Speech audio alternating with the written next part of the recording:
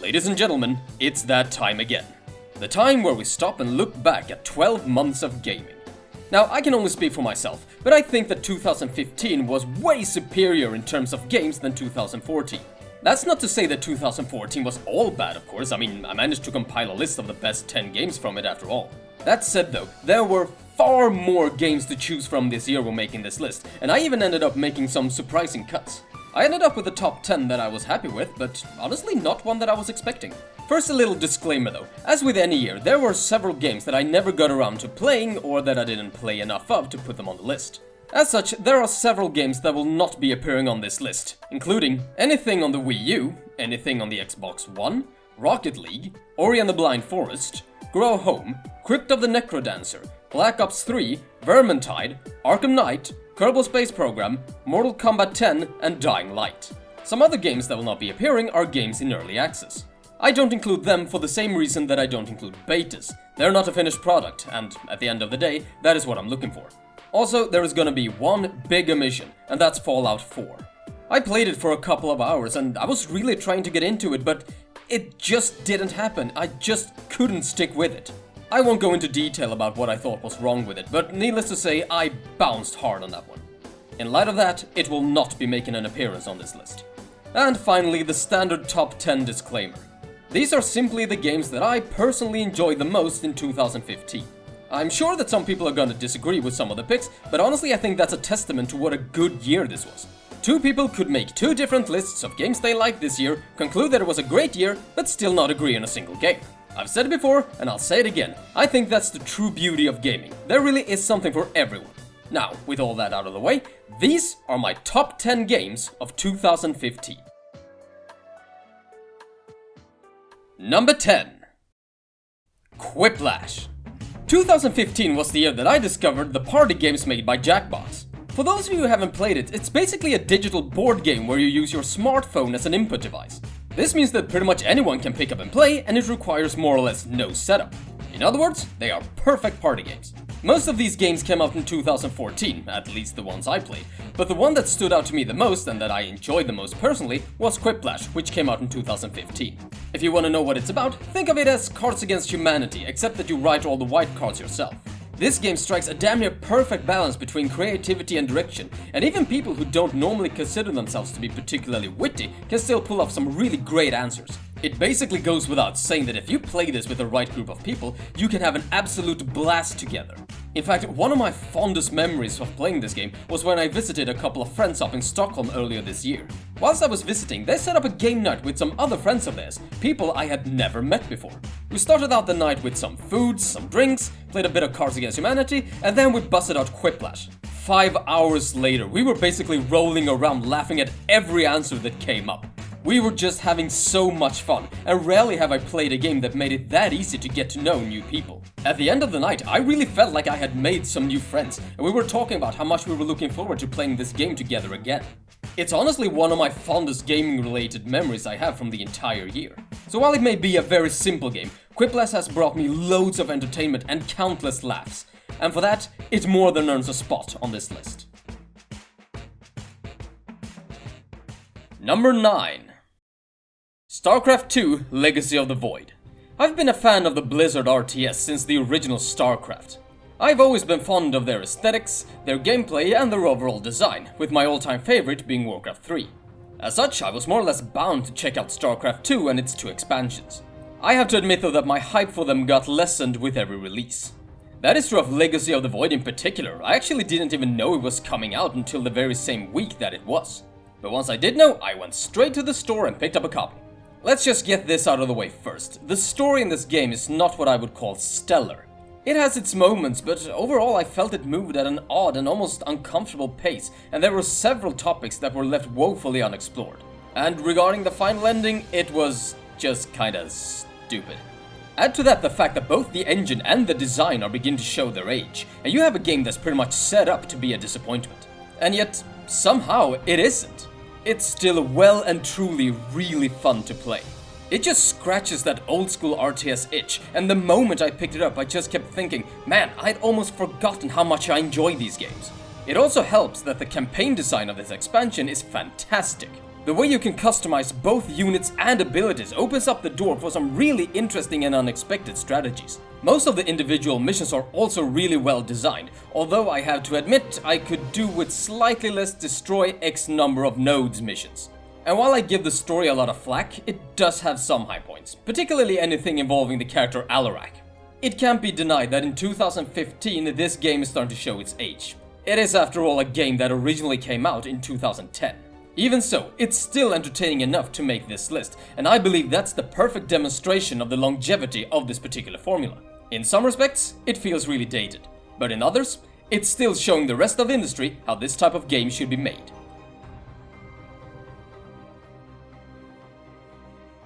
Number 8.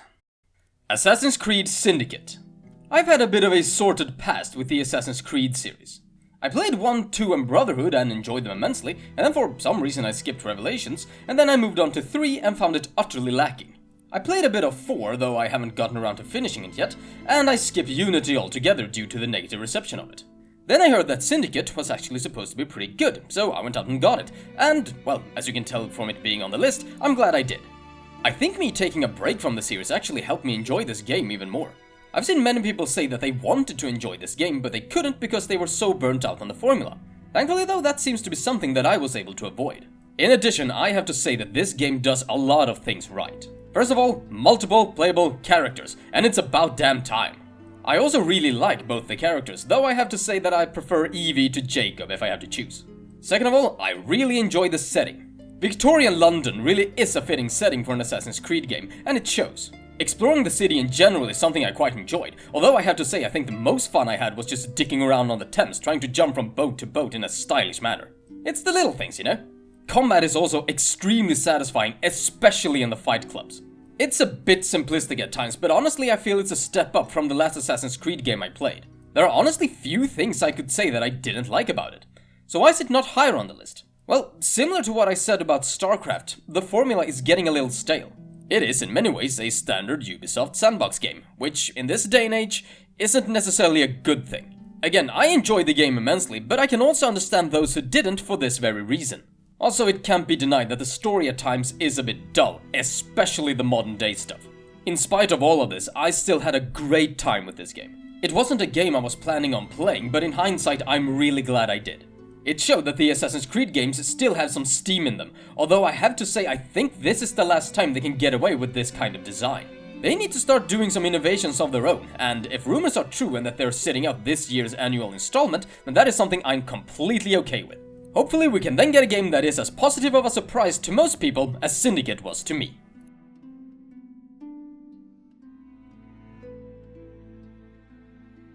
Number 7.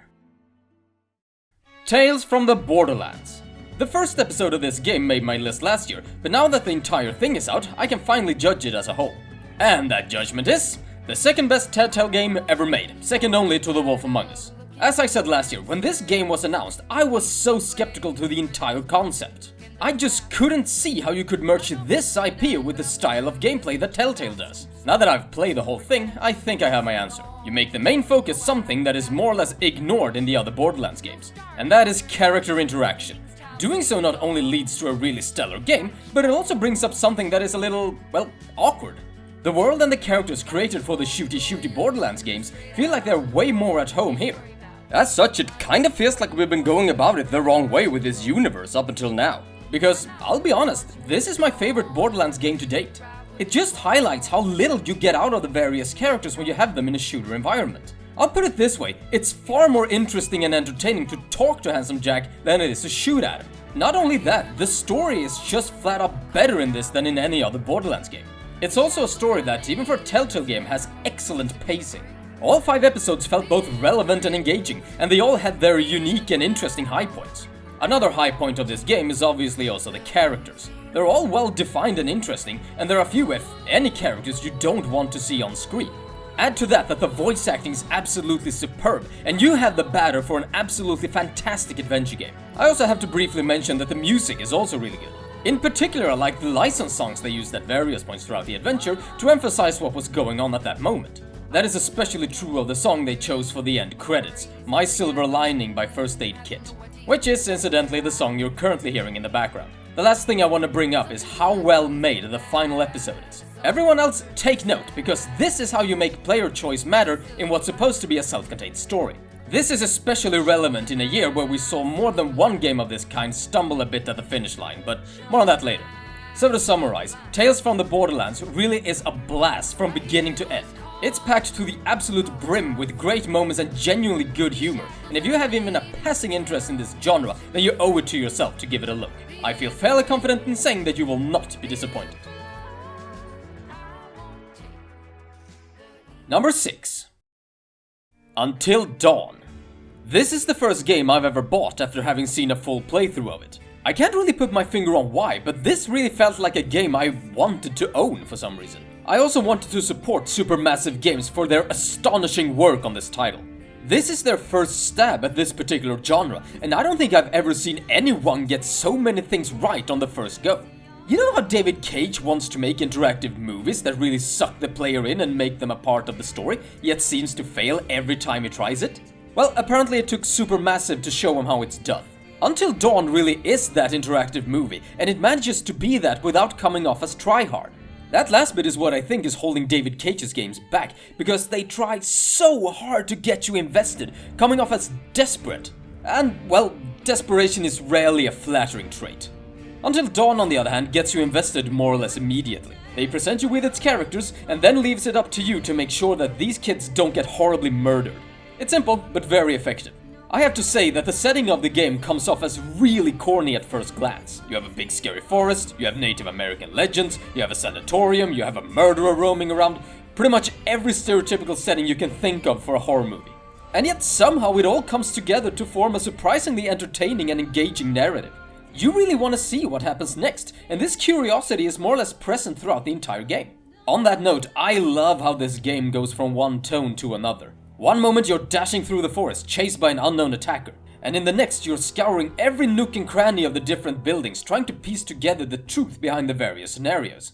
On that note, the various collectibles you can find throughout the game really contribute to both the story and the atmosphere. A personal favorite of mine are the totems. They reveal potential future events, both good and bad. They are so effective at keeping you at the edge of your seat, second-guessing pretty much every choice you make. They add a sense of palpable fear, one that is necessary for this story, and by extension this kind of game, to work. Oh, and speaking of a sense of danger, some of the most intense moments I've ever had playing a game came from this one, with the main culprit being the don't move segments. In these segments, you, the player, have to sit perfectly still and not move the controller even an inch. Failing to do so will most likely result in you having to watch one of your characters get torn to bloody pieces. This makes them absolutely nerve-wracking, but oh so effective. In case you couldn't tell, I really love this game, and it's probably the most pleasant surprise of the entire year. I wasn't really expecting much from it, but now I hold it in really high regards. I really hope we get to see more games like this in the coming years, because really this is a genre that's ripe for exploration. Supermassive has set a really high bar though, so now the whole industry, David Cage included, are gonna have to play catch up. Number 5. Life is Strange.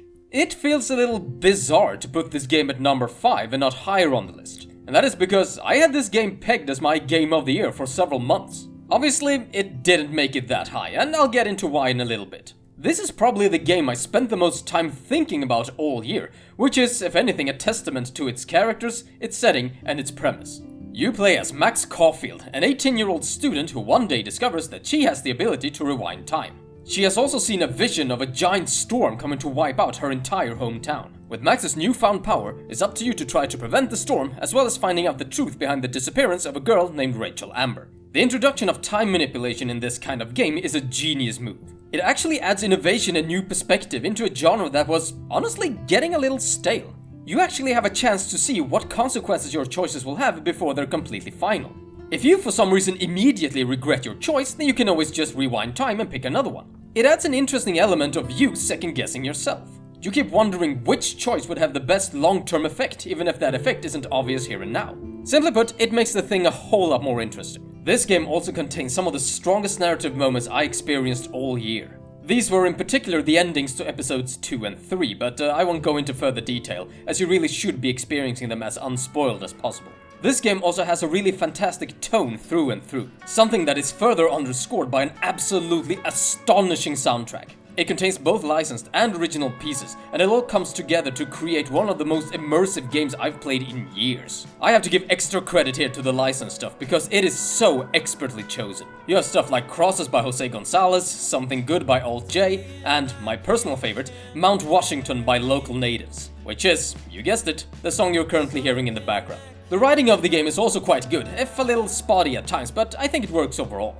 Same thing goes for the voice acting, which is overall really good, with a few exceptions here and there, but overall nothing I would call deal-breaking. As a whole though, this game drew me in a way that few others have managed. It stayed on my mind even in between episodes, and I spent hours looking at videos with theorizing and speculation. In other words, I was enjoying aspects of the game even when I wasn't playing it. So why is it not higher on the list? Well, unfortunately it doesn't quite stick the landing. The final episode isn't bad by any stretch, but it feels oddly padded.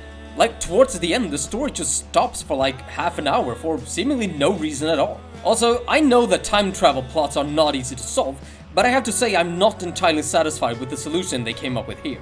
I won't go further into it here, though I might make a video about this topic at some point, we'll see. It's just a shame that they couldn't quite bring it home. Overall though, while this game is flawed in places, it was still a great experience. It showed that this genre can indeed evolve, even beyond what Telltale has done with their games. It's not perfect by any means, but it more than earns its spot on this list.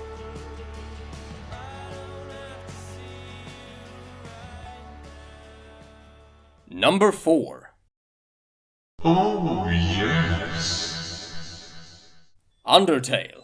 This is a game that I had absolutely no intention of playing, however it just kept popping up in all kinds of discussions. And when it was brought up, it was almost always in a positive light. After a couple of months of this, I decided that I couldn't really ignore it any longer, so I downloaded it and had a go. I'm glad I did so, but I have to admit that the first maybe 45 minutes of the game really drag. I soldiered on though, and what I found was what I would probably describe as the most unique gaming experience I've ever had. This is one of the first games to use its medium as a part of both the narrative and the mechanics, and it's definitely the first one to do it so successfully. For example, the fact that you can create a save file and then reload that save file is part of the story. Stuff like that is nothing short of brilliant. The fact that these mechanics are woven into the story is a little unsettling, to be honest, but it's also damn effective for delivering the narrative. Aside from a genius overall design, the game excels in many other areas too. The story, for example, even if it isn't super spectacular in and of itself, is really well presented. It hits the notes it needs to hit and delivers an overall fairly emotional experience. The game's option to spare any enemy you encounter is also really well integrated into the plot itself.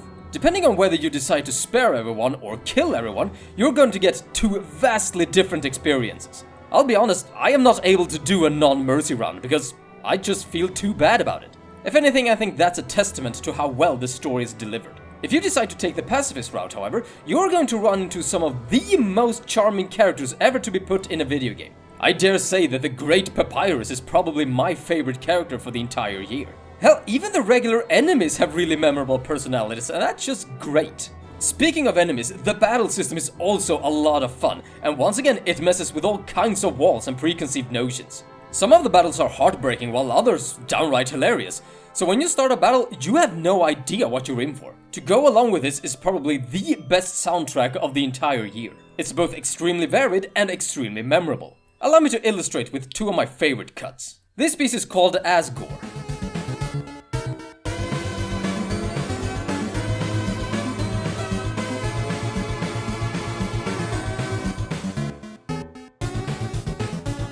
Now, compare and contrast that one to this next song, called Megalovania.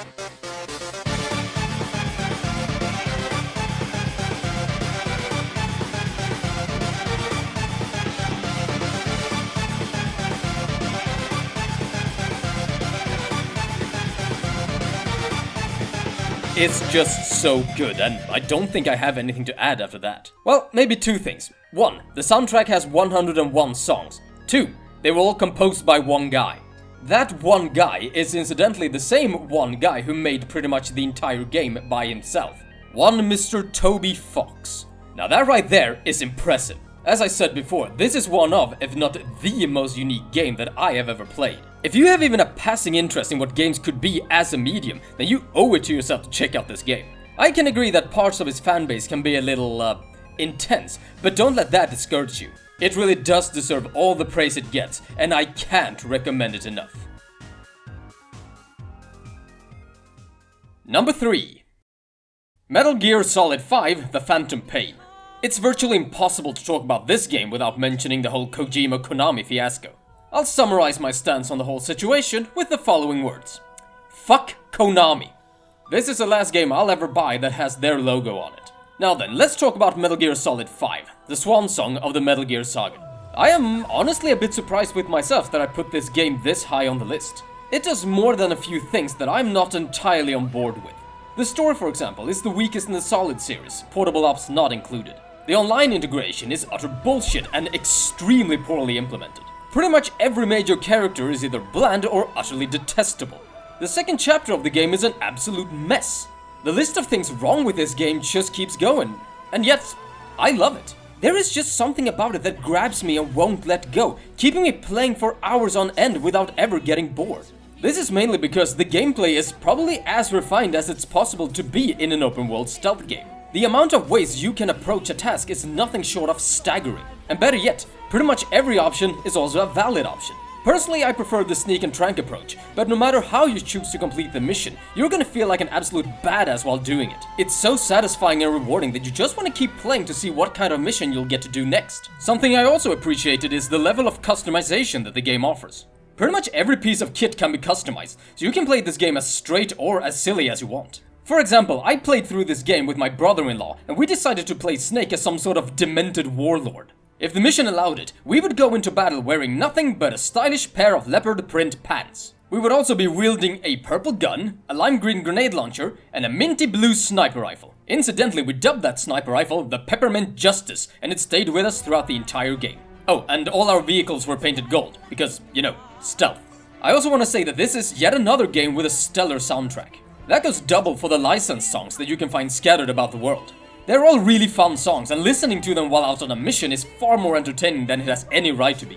The original pieces written for the game are also really good. As cheesy as it is, I have to say I really enjoy the main theme. It also has what's probably one of the best names possible for a song related to Metal Gear, Sins of the Father.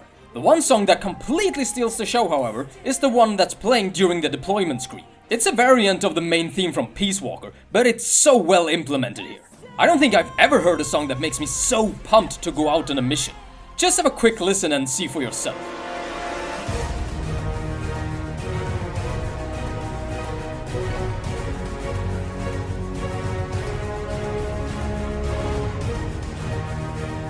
It's probably the best possible song that could be used for this purpose. On a different note, while I mentioned that the story was quite weak, it too has some real high points. I won't spoil it here, but there is one moment in particular that is absolutely gut-wrenching and masterfully directed. If you've played the game, then you probably know what I'm talking about. Also, since this is a Metal Gear game, there is of course a big twist towards the end. A lot of people were legitimately upset about it, but honestly, I didn't mind. It's a bit stupid, but it's also so wonderfully Metal Gear. I can't help but smile and like it for what it is. All these things that I have mentioned come together to create a game that really is more than the sum of its parts. It really does play like a dream, and sometimes you just have to stop and marvel at how far this series has come. Despite its numerous shortcomings, there were few but a handful of games that were as entertaining as this one. Number 2. Bloodborne.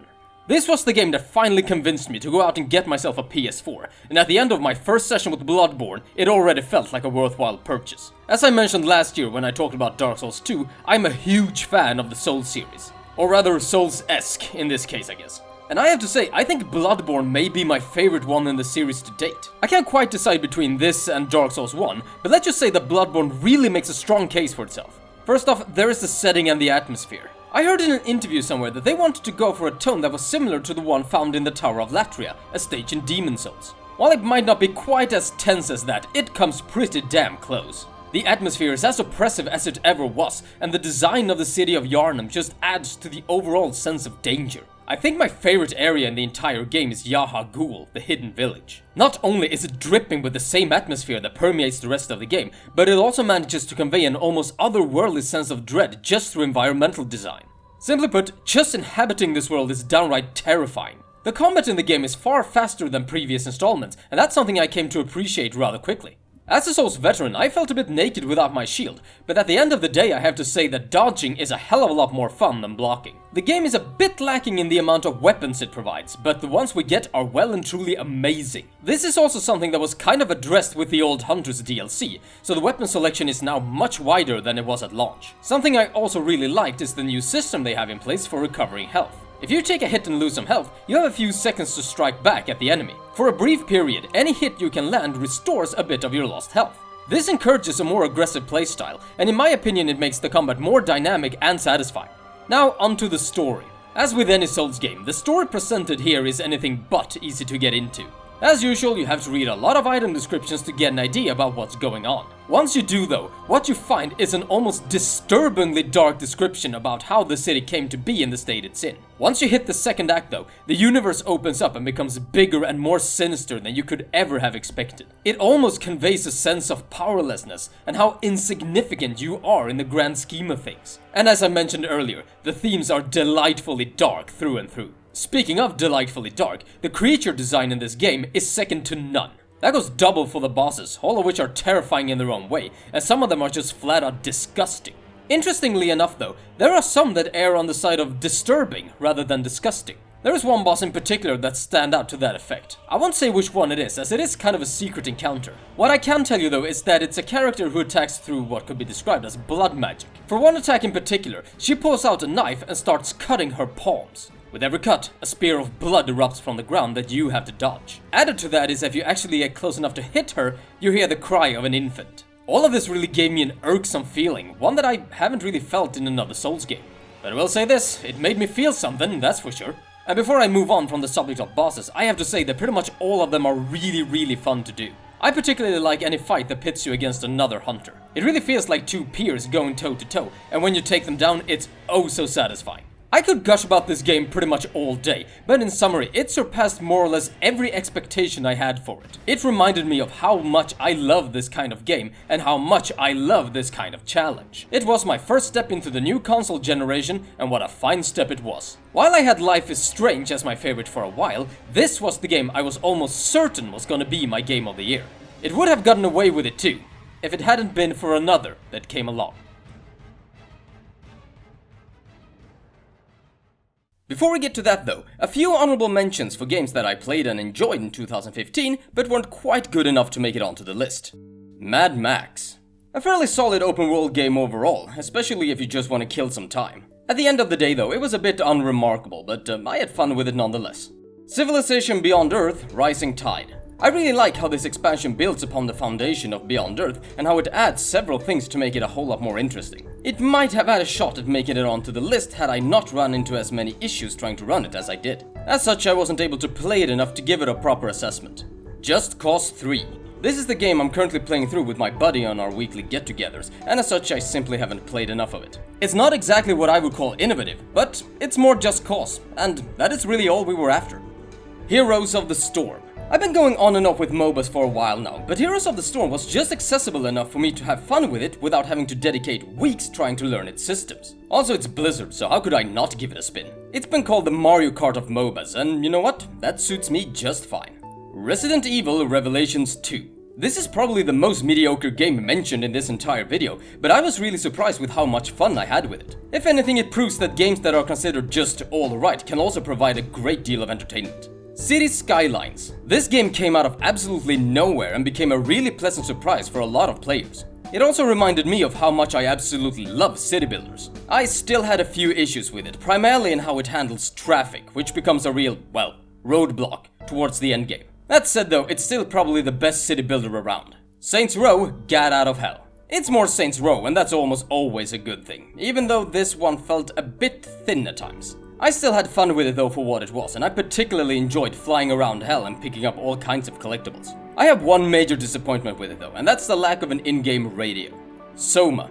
I actually didn't play this as it really isn't my kind of game gameplay-wise, however I did watch 2 full playthroughs of it. I really enjoy the environmental design and the philosophical nature of the story. As a former philosophy student, all these questions of existentialism really appeal to me.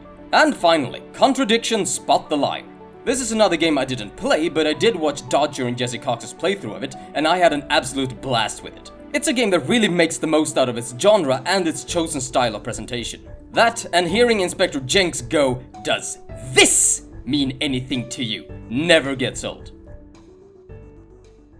Now, before I get really positive and crown my game of the year, allow me to be really negative for a minute. I'm quite savvy with my game purchases, and if I see a game that I doubt I'll enjoy to a great extent, I won't buy it. Because of this, I rarely run into games that I consider to be disappointments. This year, however, there was one game that I hoped I'd like, tried to like, but at the end of the day didn't like. So allow me now to present to you Opida Story's first ever most disappointing game of the year. And this dubious honor goes to none other than Telltale's Game of Thrones. Remember the praise I had for the first episode of this game last year? Well, it turns out that's about as good as this game ever got. The Telltale formula is shown from its absolutely worst side here. Most of the episodes feel padded, there are few if any interesting characters, and most importantly of all, your choices don't mean squat. The same sequence of events will play out no matter how much you try to influence them. There are even cases when the game flat out refuses to accept your choices. For example, there is one part where one character explicitly tells you not to interact with another. And guess what? No matter how much you try to avoid this interaction, it's still gonna happen. This also results in the first character that I mentioned being really pissed off at you. This has been a complaint leveled at Telltale Games for quite a while, but it's not one that I was particularly bothered by. In this game though, this problem is made more glaringly obvious than it's ever been before. Also, the story kinda sucks.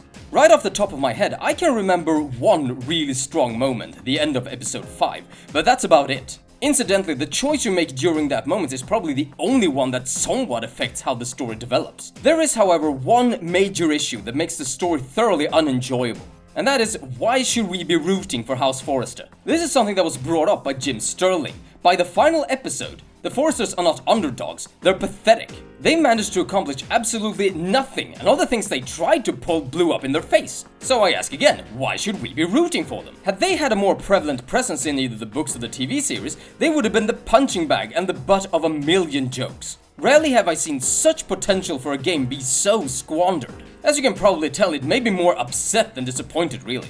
Now, Telltale, I love you, but you need to do better than this if you want to stay competitive. Going forward, try to build on what you did with Tales from the Borderlands, and not this. Otherwise, I think you're gonna see your relevance within the industry plummet rather quickly. And now with that out of the way, let's talk about what was, in my opinion, the best game of 2015. Number 1. The Witcher 3 Wild Hunt. It almost feels like a relief being able to put this game as number 1. For the longest time, the Witcher series were games I felt like I should be enjoying a whole lot more than I actually did. I played the first one in anticipation of the sequel, and it was alright, if a little janky in places. Then came the sequel, and I just couldn't get into it. I can't really point to any elements I disliked, but it just didn't click as a whole. I really wanted to enjoy it, but for whatever reason it didn't happen. As I took on the third game, I was honestly a little weary. Was I doomed to just not be able to enjoy this otherwise widely acclaimed series? But then finally, with this game, everything clicked, and it clicked something fierce. I would go as far as to say that I love pretty much everything about this game. Its setting is a world that I just adored exploring. I loved seeing different locations, finding new towns, taking on different jobs, discovering secrets, and finding surprises no matter where I went. This is also helped by the fact that the areas you explore are enjoyably varied. You have places like the bustling city of Novigrad, the war-torn countryside surrounding it, the beautiful mountains of Kaer Morhen, and the rocky, harsh islands of Skellige. These are not just areas you get to explore, these are areas you want to explore. Simply put, this is the best open world I've gotten to visit in a very long time. Something I also really like is how the main character, Geralt, is presented. As a vessel for the player, he is very relatable, yet at the same time he has loads of personality of his own. The balance between a character being a player avatar and their own person is a tricky one, but I feel that what we have here is almost perfect. What this leads to is that you really want to experience this world through Geralt's eyes. As cheesy as it may sound, Geralt is now my new gold standard when it comes to playable characters in RPGs. Speaking of characters, the rest of the crew are also wonderfully presented. They're all extremely well written with clearly defined personalities, and the voice acting is nothing short of superb. This is especially true when you compare to how some of them were presented in previous entries. I looked forward to every single interaction with them, and I really felt like I got to know them as the story progressed. Something else the game does so very well is tone and atmosphere. Some of the most memorable moments in my entire playthrough came through atmosphere alone. One that clearly sticks out was when I was crossing a lake in a boat and the sun began crawling up behind the trees. As it did, mist began rising from the lake's surface. It was so beautiful that I just had to stop, look around and try to take it all in. The game also does social atmosphere really well. Without getting too specific, I am not ashamed to say that I squeed at the kiss in the garden. It was just so well put together, and the game is full of moments that are equally well presented. Not too surprisingly, the game also has a fantastic story. It remains interesting from beginning to end, and there are some genuinely touching moments. Some of the individual questlines are also so well written and put together that you just want to take them and show them off to the entire world. I'm thinking in particular of the questline that involves the Bloody Baron. The emotional roller coaster you go on while you do that questline it's really something. As I said, I just want to find some way to show it off to everyone I know. And it's just one of a number of absolutely marvelous questlines that make up a fantastic story. Now on to gameplay. It's the best of the series, no contest. Getting around is not only easy, but also fun, as Geralt controls the best he's ever done. Combat has also been vastly improved compared to the previous games of the series. This is mainly because you can now do proper evasive maneuvers, and you feel like you're in complete control throughout the entire battle. Granted, there are some weapons and tools that feel a little unneeded, but overall the combination of swords, bombs and witcher signs feel just right. It's by far the best combat system in the whole series, with some really intense boss fights to boot. As you can probably tell, I absolutely adore this game, and it feels so good to be able to say that. I've been waiting to be won over by these games basically since day one, and now it's finally happened. The Witcher 3 was the most immersive, thrilling and overall enjoyable gaming experience I've had in a long time, and as such, it is more than worthy to be crowned my Game of the Year for 2015. And there you have it, my top 10 games from a year that was almost overly abundant with great games. It's gonna be a tough act for 2016 to follow, but yeah, we'll see how that turns out. Also, while this video is obviously a bit late, that's what happens when you get a bit more ambitious with the script, but I just want to wish every last single one of you a really happy 2016. I hope the year has treated you well so far, and that it will continue to do so. For me, it's been a really busy year so far, and honestly I don't expect that to change anytime soon. I'll be making a channel update fairly soon, where I go into more detail about what's gonna happen with the channel going forward, and what's in the pipeline. For now though, I hope that you've enjoyed this countdown video, and until next time, take care everyone.